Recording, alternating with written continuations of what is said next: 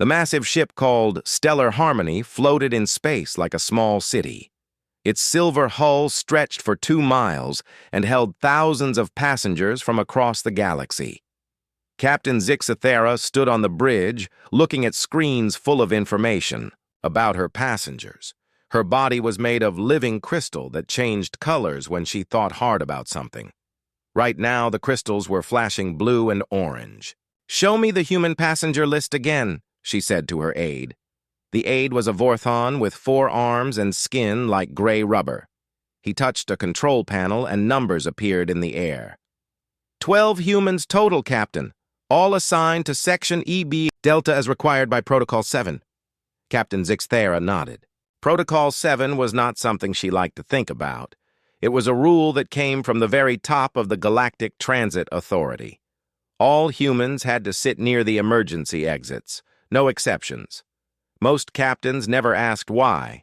They just followed orders. Down in the passenger loading area, Lieutenant Jake Morrison walked up the ramp with his family. He wore simple civilian clothes but still walked like a soldier. His wife Lisa held their 8-year-old son Ben by the hand. The boy's eyes were wide as he looked at all the different alien species around them. "Dad, look at that one," Ben whispered, pointing at a creature that looked like a walking tree with glowing leaves. "Don't point, son," Jake said quietly. "It's not polite." Lisa smiled and squeezed her husband's arm. This was their first vacation in 3 years. Jake had finally gotten leave from his security job on Earth's orbital defense station. They were going to visit the Crystal Gardens on New Geneva, a planet known for its beautiful formations and peaceful atmosphere. At the check-in counter, a nervous Vorton clerk scanned their tickets. His 4 hands moved quickly over the controls. When he saw their seat assignments, his gray skin turned slightly green. "Welcome aboard the Stellar Harmony," he said in accented English.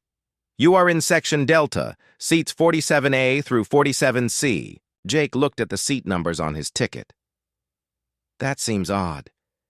We paid for premium class. These numbers look like they're near the back of the ship." The clerk's skin turned more green. "All human passengers are assigned to Section Delta. It is standard procedure." "Standard procedure for what?" Jake asked. His military training made him notice when people were being evasive. "Please proceed to your seats. The ship will depart in 1 hour," the clerk said, not answering the question. Jake wanted to push harder, but Lisa touched his arm. "It's fine," she said. "Let's just find our seats." They made their way through the ship's corridors. The Stellar Harmony was beautiful inside. The walls were made of some kind of metal that shifted between silver and gold. Gardens with plants from dozens of worlds grew in open spaces. Alien families walked by speaking in languages that sounded like music, or clicking sounds or low rumbles. Section Delta was near the back of the ship, but not in a bad location. Large windows showed the view of space outside. What Jake noticed right away was that all the other passengers in this section were human, about 30 seats total, all filled with people from Earth. "That's strange," Lisa said, looking around. "Why are we all sitting together?" A woman across the aisle heard her. She was about 60 years old with gray hair and kind eyes. "I'm Helen Martinez," she said. "I was wondering the same thing. I teach high school back on Earth, and I've never seen this kind of seating arrangement before." A man in the row behind them turned around. He was young with dark hair and work clothes. "Rick Johnson," he said, introducing himself. "I'm an engineer. I build space stations. Been traveling on ships like this for 10 years and never seen anything like this either." More humans began talking to each other. There was Dr. Sam Rodriguez, a scientist who studied alien life forms. Catherine Webb was a diplomat who worked with alien governments. An older couple named Bob and Mary Chen were retired and taking their first trip off Earth. "Has anyone here ever been on a galactic cruise before?" Dr. Rodriguez asked. Most people shook their heads. A few had traveled on smaller ships, but never on something this big with so many different species. Jake walked over to one of the windows and looked at the seating chart posted on the wall. Section Delta was clearly marked, and it was right next to several emergency exits. Red arrows pointed to escape pods and emergency equipment storage areas. "Lisa, come look at this," he called. She came over with Ben. The boy pressed his face against the window to look at the stars. "Look at where we're sitting," Jake said, pointing at the chart. "We're right next to all the emergency exits." "Maybe that's good," Lisa said. "If something happens, we'll be safe."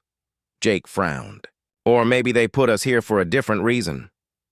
Dr. Rodriguez heard them talking and came over. "You think they put humans near the exits on purpose?" "I've been in the military for 15 years, Jake said. "When someone won't explain why they're doing something, there's usually a reason they don't want you to know." The ship's speakers came alive with a voice speaking in the common galactic language. Then it repeated in English. "All passengers, please prepare for departure. We will be leaving Earth orbit in 30 minutes. Ben pressed closer to the window. "Mom, look how small Earth looks from here." Lisa and Jake looked out at their home planet. It was beautiful, a blue and white ball hanging in the darkness. Around it, thousands of ships moved in organized patterns. Some were cargo vessels bringing goods from other worlds. Others were passenger ships like theirs. Military ships patrolled the outer edges of the system. "I wonder what's out there," Ben said quietly. "Adventure," Lisa said, ruffling his hair. "New things to see and learn about." Jake wasn't so sure. He had a feeling their adventure was going to be different than they expected. The ship began to move. Jake felt the slight vibration through the deck as the massive engines came to life. Outside the window, Earth began to fall away. Soon they were passing the moon, then Jupiter with its great red spot and dozens of moons. An hour later, they were beyond the solar system. The ship's navigation system engaged, and space around them began to bend and twist. This was faster than light travel, something humans had only learned about when they met other species 25 years ago. Dr. Rodriguez sat down next to Jake. "I've been thinking about our seeding assignments," he said quietly. "I study alien species for a living. Most of them have very specific behaviors when they're stressed or scared." "What do you mean?" Jake asked. "Well, the Quellians, like our captain, freeze up when they're frightened. They become like statues. The Vorthons release chemicals that make them unable to think clearly. The Chakri, those insect-like beings, have a reflex that makes them curl, up in balls." Jake looked around the ship. Through the transparent walls between sections, he could see dozens of different alien species. "What about humans?" Dr. Rodriguez smiled, but it wasn't a happy smile. "Humans are different. When we're scared or in danger, we don't freeze. We don't shut down. We get more active. We work together. We solve problems." "You think that's why we're sitting near the exits?" "I think," Dr. Rodriguez said slowly, "that someone knows something about humans that they haven't told us yet." Jake looked out at the stars streaming by the window. They were beautiful, but also vast and cold. Somewhere out there were billions of alien worlds with creatures he couldn't imagine. And for some reason, the people running this ship thought humans belonged near the emergency exits. He had a feeling they were going to find out why very soon. 3 days passed peacefully on the Stellar Harmony. Jake Morrison and his family had settled into the routine of ship life. Ben loved watching the alien children play games he had never seen before. Lisa enjoyed the ship's library, which had books and stories from hundreds of worlds. Jake spent time talking with the other human passengers, trying to figure out why they were all seated together.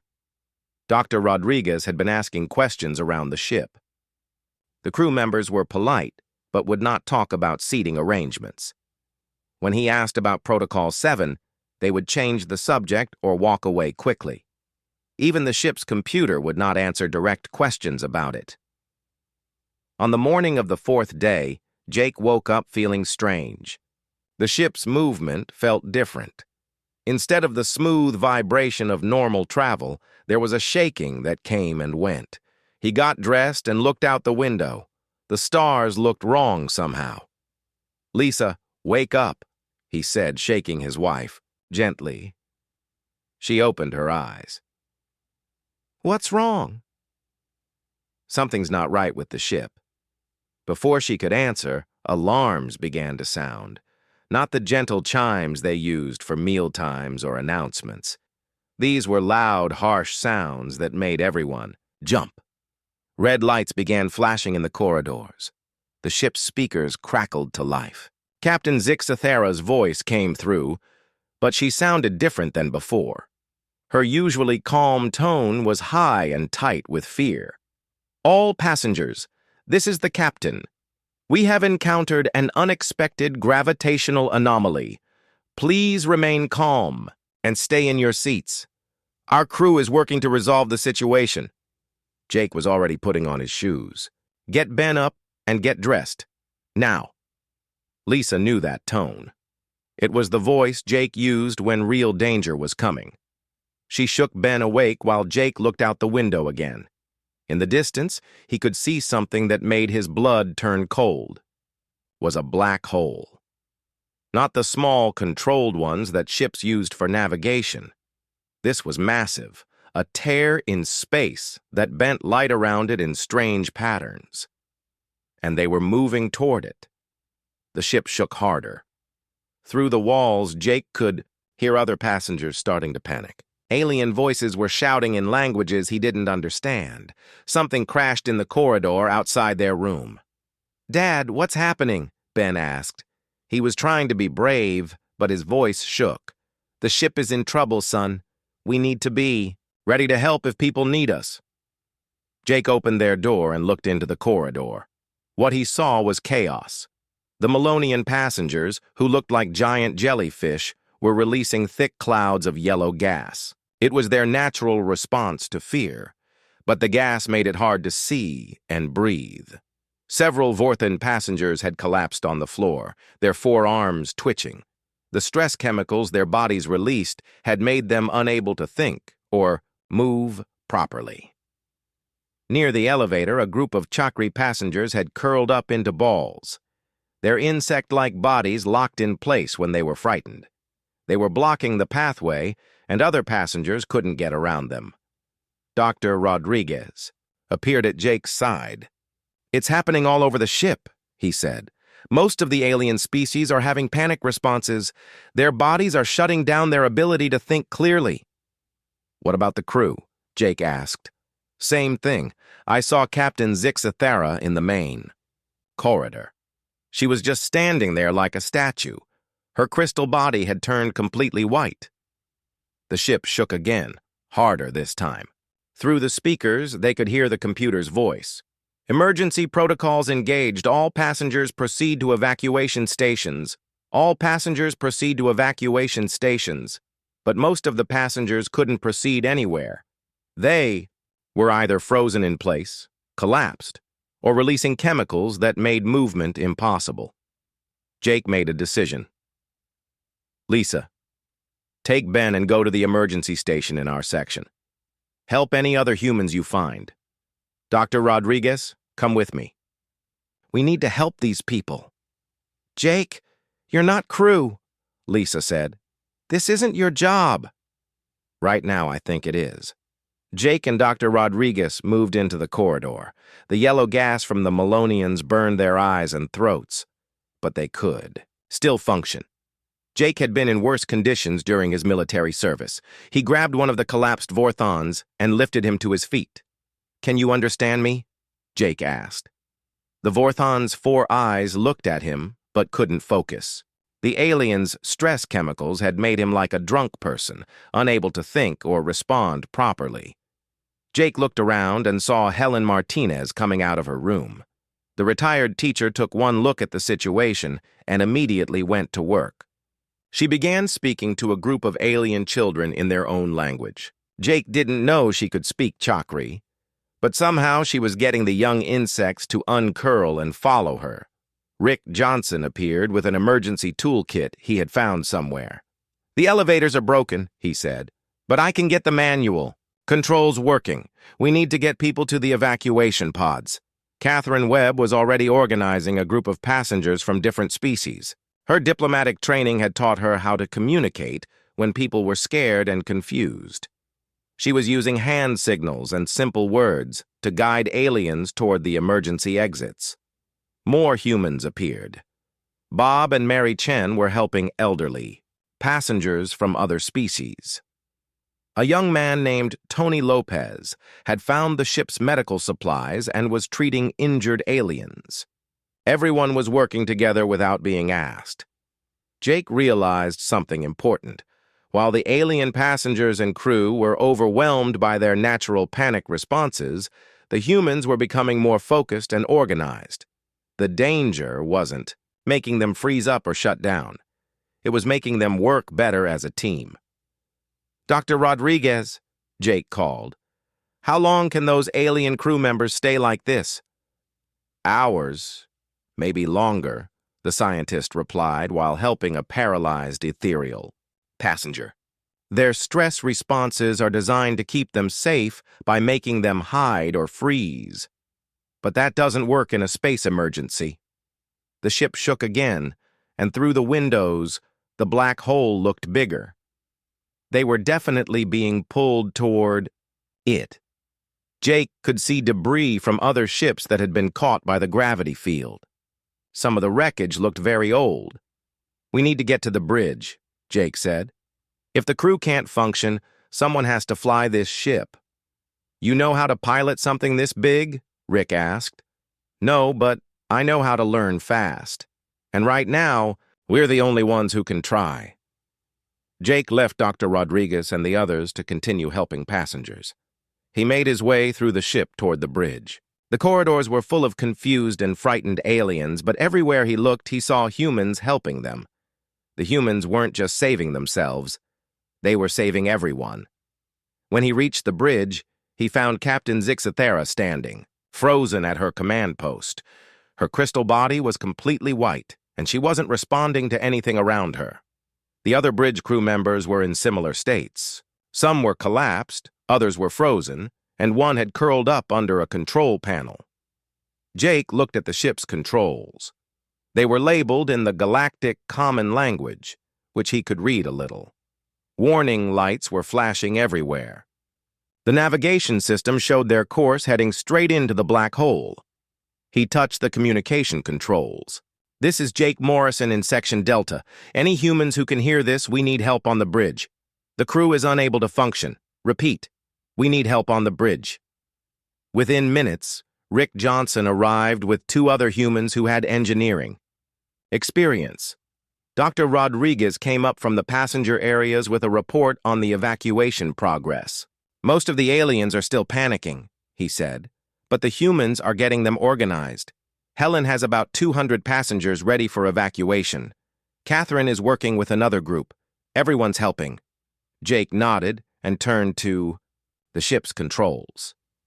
He had no idea how to fly a massive passenger ship, but he knew one thing for certain. If they were going to survive this, it would be because the humans figured out how to save everyone. The black hole grew larger in the window, and Jake began trying to understand the alien technology that might be their only hope. Jake Morrison stared at the alien control panel in front of him. The symbols were strange, but some of them looked familiar from his military training. Spacecraft controls followed certain patterns no matter who built them. Power, navigation, engines, life support. The basics were always there. "Rick, can you make sense of this engine display?" he asked. Rick Johnson crawled under the control panel, following thick cables with his hands. "I think so. This ship uses exotic matter engines. Same basic idea as our Earth ships, just bigger and more complex." The ship shook again. Through the bridge windows, the black hole looked massive now.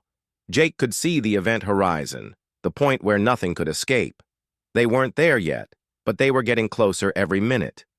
Dr. Rodriguez burst onto the bridge. "Jake, we have a bigger problem. Section C is flooding with toxic gas. A coolant line broke when we hit that gravity wave. The alien crew in that section are all unconscious." "How toxic?" Jake asked, still working on the controls. Deadly to most. Species within 10 minutes. But I checked the chemical composition. Humans can survive it for maybe an hour with the right equipment. Jake looked around the bridge. Captain Zixathera was still frozen in place, her crystal body completely white. The other alien crew members hadn't moved in 20 minutes. Their natural fear responses had completely shut down their ability to think or act. "Where's the emergency equipment?" "That's the problem," Dr. Rodriguez said. "It's stored in Section C. Someone has to go in there to get it." Rick Johnson stood up from under the control panel. "I'll go. I've worked in toxic environments before." "Not alone," Jake said. "Take Tony Lopez and Catherine Webb. She speaks enough. Vorthan to help any survivors, and Tony has medical training." While Rick organized his rescue team, Jake finally found what he was looking for on the control panel. The emergency engine controls were protected by a clear cover. He broke it open and studied the symbols underneath. Helen Martinez's voice came over the communication system. "Jake, this is Helen in the evacuation area. We have 300 passengers ready to leave in the emergency pods, but the launch system isn't working." Jake pressed the communication button. "What's wrong with it?" "The computer says we need bridge authorization for emergency launch, but all the bridge crew are unable to respond." Jake looked at Captain Zixathera. Her crystal body hadn't changed color or moved at all. She might as well have been a statue. "Can you override it?" "Not from here." "Someone on the bridge has to enter the captain's authorization code." Jake studied the captain's control station. There was a hand scanner and several buttons with alien writing. He had no idea what the authorization code might be. Dr. Rodriguez was monitoring the ship's sensors. "Jake, we're running out of time. The gravity field is getting stronger. In about 30 minutes, we'll pass the point where our engines can't pull us away." "How are Rick and his team doing?" They just entered Section C. "The gas is thick, but they're moving. Catherine found a group of Vorthan passengers who were trying to hide in a storage room. They're getting them out now." Jake made a decision. He walked over to Captain Zixathera and carefully examined her crystal body. Her species communicated partly through color changes and partly through direct contact. Maybe if he touched her, he could get some kind of response. He placed his hand on her crystal shoulder. It was warm and felt like smooth stone. For a moment, nothing happened. Then slowly, a tiny patch of blue appeared where he touched her. "Captain, can you hear me?" Jake said quietly. "Your ship and passengers need you." The blue color spread, a little, but she still didn't move or speak. Jake tried a different approach. He had dealt with shock victims in the military. Sometimes they could respond to simple, direct commands even when they couldn't think clearly. "Captain, I need the emergency authorization code. Your passengers are going to die without it."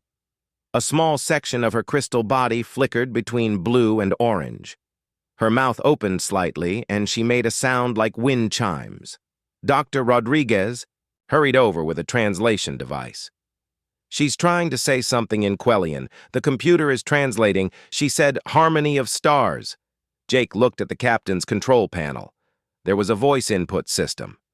He leaned close to it and said clearly, "Harmony of stars." The panel lit up with green symbols. Emergency authorization was now active. "Helen, try the launch system now," Jake called into the communication system. "It's working. The first evacuation pod is launching now. We can get everyone off the ship in about 20 minutes. Rick Johnson's voice came through the communication system. "Jake, we found the emergency equipment, but we have a new problem. There are about 50 passengers trapped in Section D.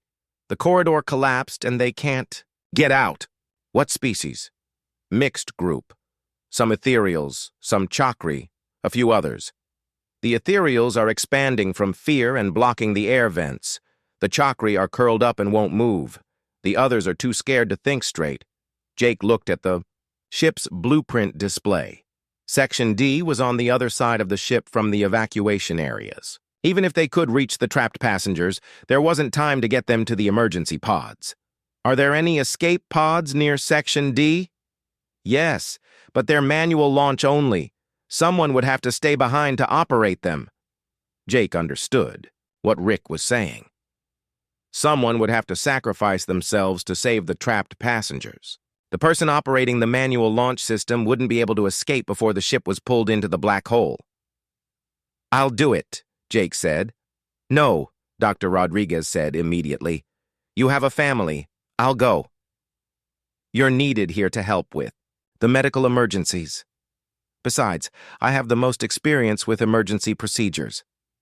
But before anyone could argue further, Helen Martinez's voice came over the communication system again.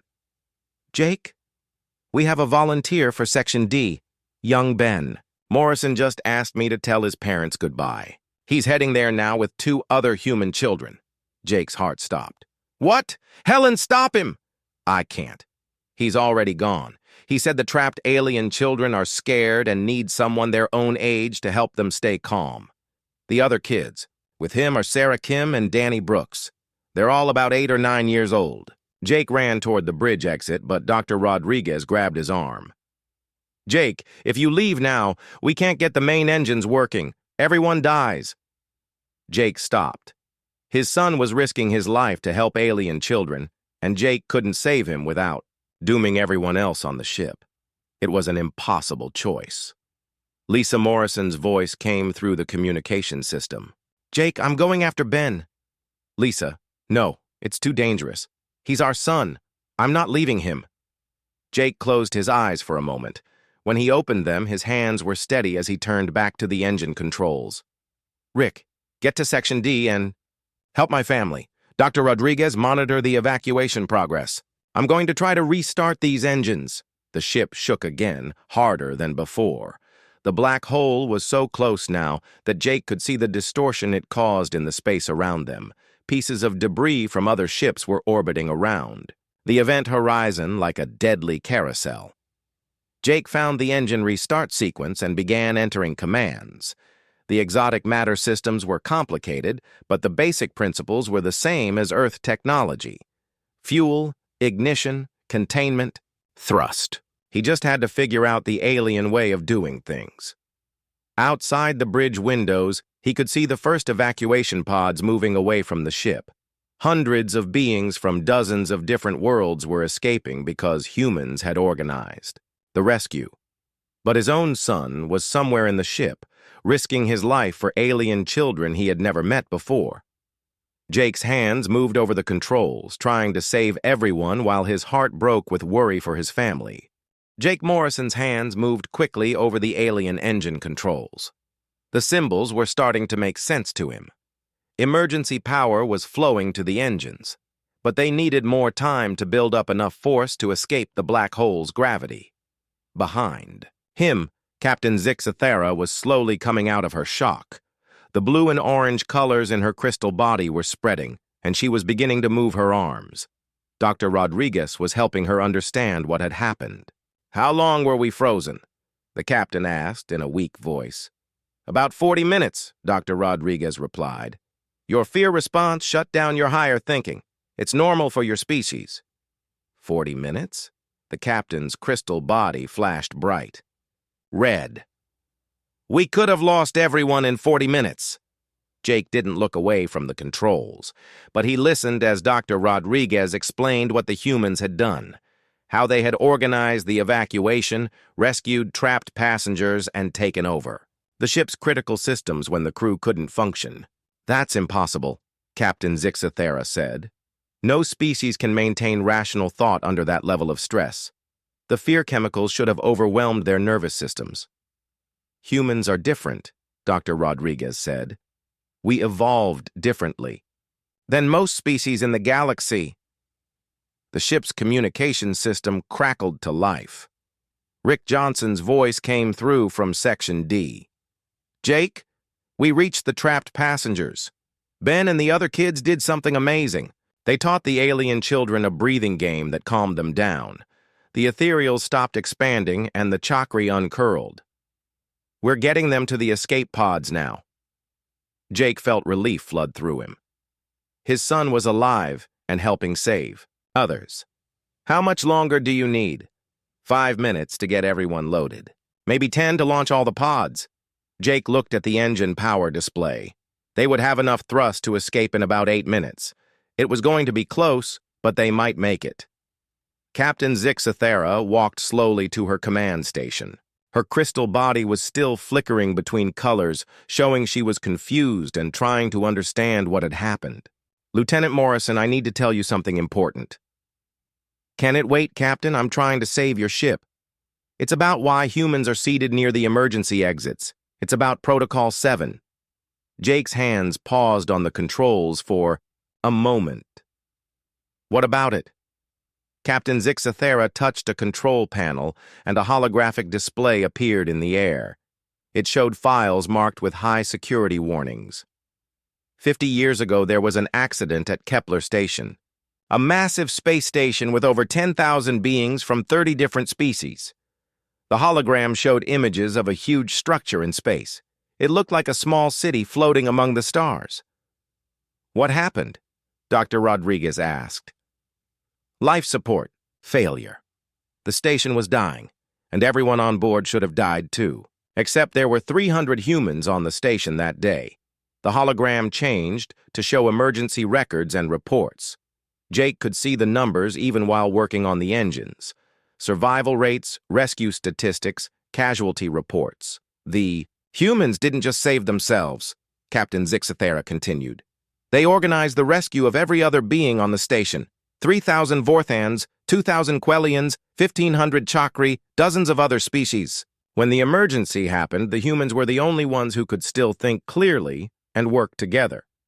Jake finished entering the engine startup sequence and turned to look at the hologram. The images showed humans leading mixed groups of aliens through emergency procedures, operating equipment they had never seen before, and coordinating rescue efforts while other species were paralyzed by fear. After Kepler Station, the Galactic Transit Authority began studying human behavior during emergencies, the captain said. The Vega colony evacuation, the Proxima mining platform collapse, the Titan research facility fire. Every time there was a disaster, the same pattern appeared. "What pattern?" Jake asked. "Humans function better under extreme stress, not worse. Every other known species experiences decreased cognitive ability when facing mortal danger. Their fear responses shut down higher thinking. But humans become more focused, more cooperative, more creative when survival is threatened." Dr. Rodriguez was staring at the hologram with wide eyes. "That's why we're seated near the exits. Not because of discrimination." "Correct. Protocol 7 requires that human passengers be positioned near emergency systems and escape routes because statistical analysis shows their presence increases survival rates for all passengers by 340% during crisis situations." The ship shuddered as the engines finally came online. Jake felt the slight change in direction as they began to pull away from the black hole. On the display screens, he could see the evacuation pods moving to safe distances. "Why didn't you tell us this before?" Jake asked. Captain Zixathera's crystal body turned a deep blue color that Jake was learning meant sadness or regret, because most species would see it as evidence that humans are dangerous. A species that becomes more effective when everyone else becomes helpless. Many would fear that humans might cause emergencies just to take control. "But that's not what humans do," Dr. Rodriguez said. "No, it's not. Humans use their crisis abilities to help others, not to dominate them. But not everyone in the galaxy understands this yet." Rick Johnson's voice came through the communication system again. "All passengers from Section D are away safely. Ben says to tell his dad that the alien kids taught him some new games in return for the breathing exercises." Jake smiled for the first time in an hour. "Tell him his dad is proud of him." The engines were now at full power. On the navigation display, Jake could see their escape trajectory. They were pulling away from the black hole, slowly but steadily. The immediate danger was over. "There's something else you should know," Captain Zixathera said. "This incident will be reported to the Galactic Council. What happened here today, with humans taking control and saving everyone, it's going to change things." Change them how? Jake asked. For 50 years, Protocol 7 has been classified. Most beings in the galaxy don't know that humans are positioned strategically during space travel. They think it's just random seeding or maybe mild discrimination. Dr. Rodriguez was studying the historical records in the hologram. You're going to make it public? We have to. Today, hundreds of beings from dozens of species saw humans organize their rescue when their own kinds couldn't function. Word will spread. The galaxy is going to learn what humans are really capable of. Jake looked out at the stars. The black hole was now just a dark spot in the distance. Around them, the evacuation pods were forming up in a convoy, all the passengers safe because humans had refused to abandon them. What does that mean for us? He asked. Captain Zixthara's crystal body shifted to a color Jake hadn't seen before, a warm golden glow.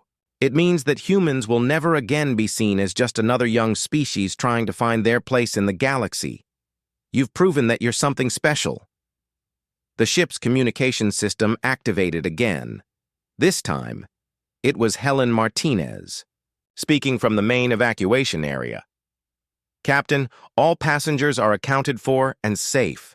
The evacuation was successful with 0 casualties. How is that possible? Captain Zixthara asked. We had over 2,000 passengers from 30 different species, many of them in full panic responses. The humans, Helen's voice replied simply. Every single human passenger helped.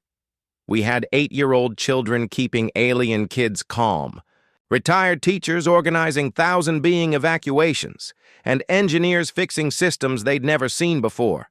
It was the most remarkable thing I've ever witnessed. Jake looked around the bridge.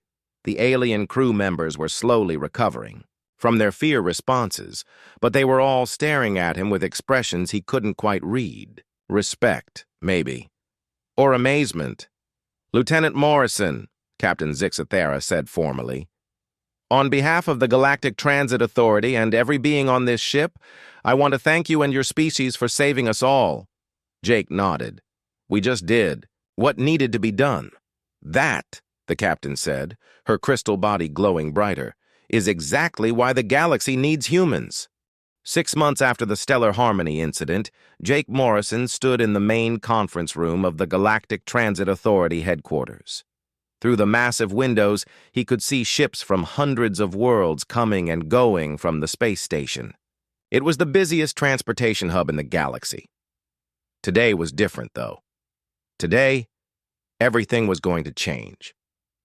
Are you ready for this? Dr. Rodriguez asked. He was wearing the formal robes of a senior xenobiologist, a position he had earned after his research on human stress responses became required reading at universities across the galaxy. Jake adjusted his new uniform. The Galactic Transit Authority had offered him the position of Director of Emergency Response for the entire organization.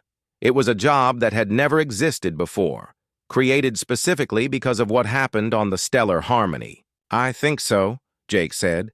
It still feels strange. Ben Morrison ran up to his father, excited and proud. The 8-year-old was wearing a small medal that the Galactic Council had given him for his actions during the emergency. He was the youngest being in galactic history to receive such an honor. Dad, look, Ben said, pointing out the window. There's a ship from the Andromeda Galaxy. Mom says we might visit there someday. Lisa Morrison joined them, also wearing a new uniform.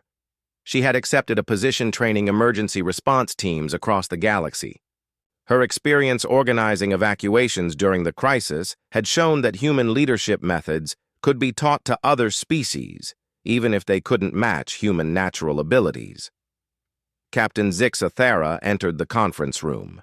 Her crystal body was glowing with bright, happy colors. Over the past 6 months, she had become something of a celebrity in the galaxy. Her testimony about human actions during the emergency had been broadcast to billions of beings. The Galactic Council is ready, she announced. Are you prepared to address them? Jake nodded. In a few minutes, he would speak to representatives from every major species in the galaxy. What he said would be recorded and sent to thousands of worlds. They walked together to the main assembly hall. It was enormous, with seating for delegates from over 200 different species. As they entered, Jake was amazed by the variety of life forms present. Creatures made of gas, others that looked like walking crystals, some that seemed to be made of pure energy. But what struck him most was how they all looked at him, not with fear or suspicion, but with respect and gratitude. The Secretary General of the Galactic Council was an ancient being called a temporal, whose species existed partially outside of normal time. When it spoke, its words seemed to come from everywhere at once. We are gathered today to formally recognize Protocol 7 and to honor the species that makes it necessary, the Secretary General announced. For 50 years, humans have been quietly positioned near emergency systems during galactic travel. Today, we make public the reasons for this practice. A huge holographic display appeared above the assembly hall. It showed the historical record of human actions during emergencies. Kepler Station, the Vega Colony, Proxima Mining Platform, Titan Research Facility, and dozens of other incidents. In every case, the same pattern was clear. When crisis occurs, most species experience what we call stress paralysis, the Secretary General continued. Fear chemicals shut down higher brain functions. This is a normal survival response that served our species well when we lived on single planets. The hologram changed to show brain scans from different species during emergency situations. The images clearly showed how cognitive function decreased in most aliens when they were frightened. Humans evolved differently. Their stress response enhances rather than diminishes their ability to think, cooperate, and solve problems. This makes them uniquely valuable during space travel, where emergencies require immediate intelligent action. Jake was called forward to speak. He looked out at the hundreds of alien faces watching him. 6 months ago, he had been a simple security officer taking his family on vacation. Now he was about to address the leaders of galactic civilization. My species didn't ask for this responsibility, Jake began. We just did what felt right when people needed help. That's what humans do. We don't abandon others when things get dangerous. We work together to find solutions. An delegate from the Chakri species stood up. His insect-like form clicked as he spoke. During the Stellar Harmony incident, human children helped our young overcome their natural freeze response. This had never been accomplished before. How do humans learn such skills? Ben Morrison stepped forward before Jake could answer. The 8-year-old looked up at the massive alien delegate without fear. We didn't learn it, Ben said in a clear voice.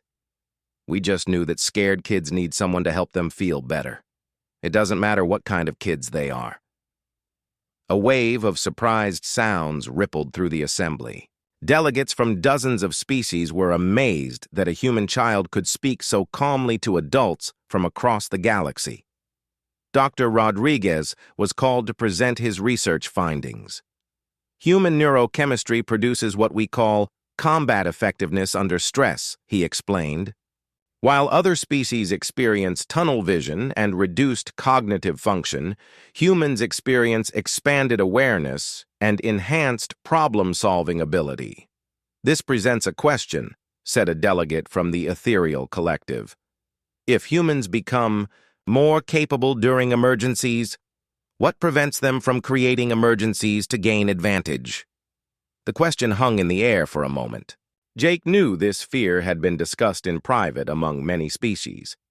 The idea that humans might deliberately cause disasters to take control was troubling to beings who became helpless when frightened. Helen Martinez stood up in the gallery. The retired teacher had been invited as a witness to the Stellar Harmony events. In 50 years of recorded emergencies, humans have never once acted for their own benefit at the expense of others, she said. Every single time, they used their abilities to save as many beings as possible, regardless of species. But why? Asked another delegate. What motivates humans to help others when they could dominate instead? Jake thought about the question. It was something he had been asked many times over the past 6 months. "Because that's not who we are," he said finally. "Humans have a saying, 'We're all in this together.' When we see others in danger, we don't see aliens or competitors. We see people who need help." The Secretary General called for the formal vote. One by one, each species representative stood to declare their position on Protocol 7. Some voted to continue the current system. Others voted to expand it, requesting human emergency specialists on all major space installations. But the most surprising vote came from the Quellian delegation. Captain Zixthara stood as their representative. "The Quellian Republic proposes the creation of the Human Emergency Response Corps," she announced. "We request that humans be formally recognized as the galaxy's primary emergency response specialists, with the authority and resources to coordinate rescue operations across all systems." The vote was unanimous. Every species agreed. As the assembly ended, delegates from dozens of worlds approached Jake and his family.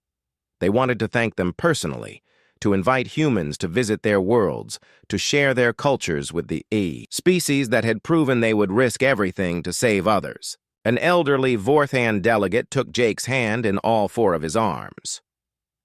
"My grandson was on the Stellar Harmony," he said in broken English. "Human child named Ben taught him breathing exercises. My grandson still uses them when scared. Thank you." Later that day, the Morrison family prepared to board a ship back to Earth. But this time was different. As they approached the boarding area, beings from every species stepped aside to let them pass first, not out of fear, but out of respect. The ship's captain, a Melonian, greeted them personally. "Welcome aboard the Galaxy's Hope," she said. "Your seats are in Section Alpha, near the emergency systems. It would be our honor to have you close by, just in case." Jake smiled and shook her tentacled hand. "Let's hope we don't need to prove ourselves again." As they found their seats, Jake noticed that other human passengers were being greeted with the same respect. Children from dozens of species waved at Ben as he passed. Adults nodded respectfully to the human adults. "Dad," Ben asked as they settled in, "does this mean we're famous now?" Jake looked out the window at the busy spaceport. Ships from across the galaxy were taking off and landing constantly. On each one, human passengers would be sitting near the emergency exits, ready to help if disaster struck. "No, son," Jake said. "It means we're trusted." The ship's speakers came alive with the captain's announcement. "Ladies, gentlemen, and beings of all classifications, welcome aboard Galaxy's Hope. Please note that in accordance with galactic safety, Protocol 7, our human passengers are seated near emergency systems. This designation recognizes their species' unique ability to maintain rational thought and cooperative behavior during crisis situations." A pause. Then the captain continued. "We are honored to travel with beings who have proven, time and again, that when the universe becomes dangerous, they choose to protect others rather than themselves. Thank you for flying with us, and thank you for making space travel safer for everyone." As the ship lifted off from the station, Jake held his family close and watched the stars grow brighter outside the window. Somewhere out there were billions of beings who now knew that humans could